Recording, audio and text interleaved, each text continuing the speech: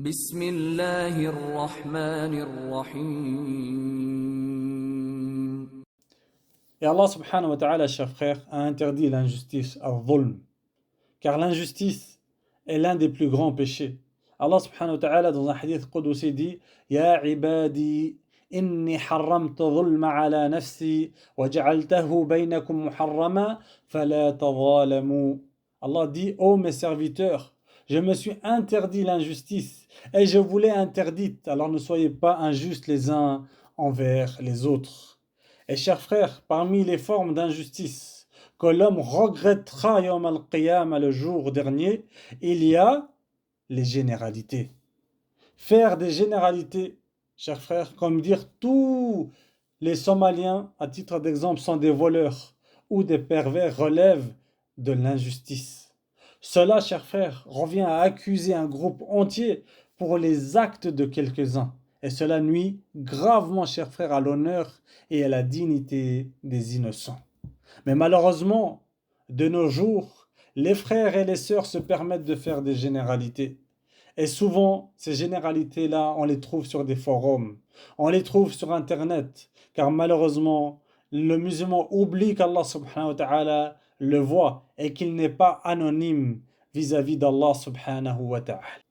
Et le prophète sallallahu alayhi wa sallam nous rappelle que chaque individu est jugé pour ses propres actes. Il nous rappelle aussi la dangerosité de faire des généralités. Dans un hadith, le prophète sallallahu alayhi wa sallam nous dit Man kanat indahu mazlamatun li akhihi falyatahallalhu minha fa innahu laysa thamma dinarun wala dirham min qabl an yu'khadha li akhihi min hasanatihi fa in lam yakun lahu hasanatun ukhidha min sayyiati akhihi fa turihat alayhi. Qui veut dire celui qui aura fait du tort à son frère dans son honneur ou dans autre chose, qui lui demande pardon avant le jour du jugement. Car ce jour-là, le jour du jugement, il n'y aura plus de dinar ni de dirham. Il n'y aura plus de compensation financière. Si la personne a de bonnes actions, elle sera prise de ces bonnes actions proportionnellement à l'injustice qu'il a faite. Donc, subhanallah, on voit donc l'importance de retenir sa langue, de ne pas parler sur l'honneur, de ne pas salir l'honneur des frères et des sœurs. Ici, le hadith parle d'une seule personne à qui il a fait du tort et qu'il est venu auprès d'Allah subhanahu wa ta'ala demander une compensation. Et ce jour-là, tu ne pourras pas, cher frère, donner en compensation de l'argent.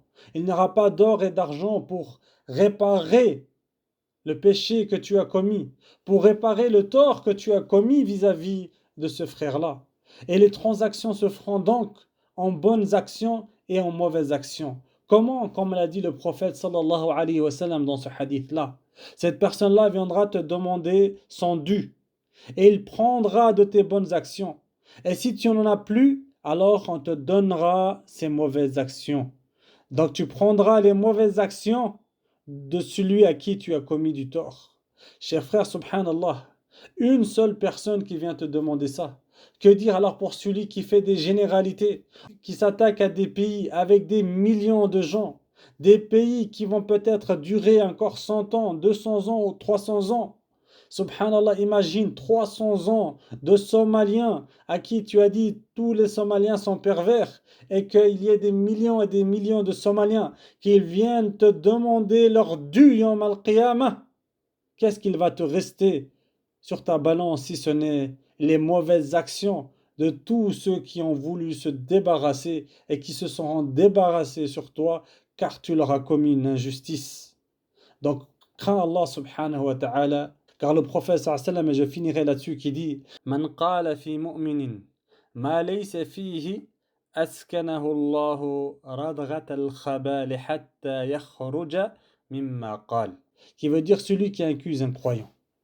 De ce qui n'est pas en lui, Allah le jettera dans le puits de l'enfer jusqu'à ce qu'il sorte de ce qu'il a dit. Jusqu'à ce qu'il corrige, jusqu'à ce qu'il soit châtié au niveau de ce qu'il leur a dit. Qu'Allah nous en préserve. Wa sallallahu ala sayyidina Muhammad wa alihi wa sahbihi wa sallam. قال لله ولكتابه ولرسوله ولأئمة المسلمين وعامتهم